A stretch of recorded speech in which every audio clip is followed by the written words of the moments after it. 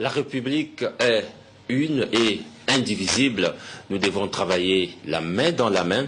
Ces mots sont du pasteur Ntoumi, délégué général à la réparation des séquelles de guerre. Celui-ci a été reçu en audience, c'était samedi, par le ministre Émile Ouosso, qui s'apprête à lancer les travaux routiers dans le Poul. C'est un reportage de Jean-Claude Kakou.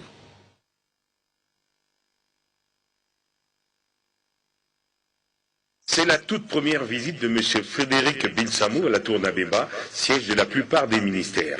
Tiré à quatre épingles, comme on le voit, le délégué général à la réparation des séquelles de guerre répond à une invitation du ministre des Travaux publics. M. Émile Ouosso a voulu échanger avec le délégué général sur le lancement très prochain d'une série de chantiers routiers à travers le département du Poul.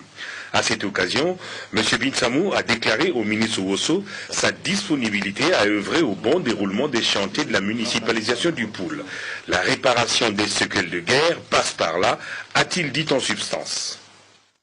Nous sommes dans la République. La République, elle est une, quelles que soient les divergences politiques. Et moi, en tant que délégué général chargé de la promotion des valeurs de paix, de la réparation des séquelles de guerre. Et donc, les travaux qui seront entrepris dans le Poul rentrent aussi dans le cadre de la réparation des séquelles de guerre, puisque les routes étaient détruites.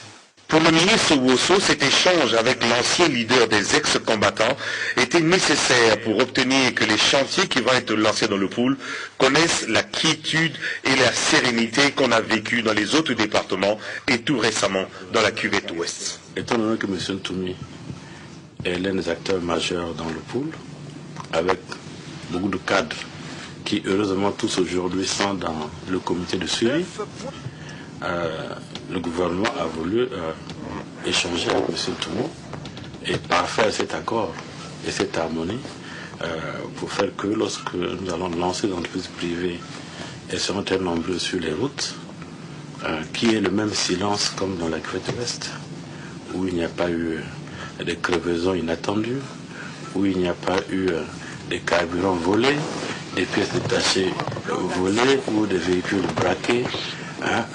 Donc nous avons traduit l'ambiance de la cuvette ouest à M. Ntoumi pour faire qu'il soit là parmi les faiseurs de paix. Au bout d'une heure d'entretien, force est de constater que le message entre les deux hommes est bien passé et que pour sa noble mission dans le Poul, le ministre Ouosso a désormais un allié de taille, Frédéric Binsamou.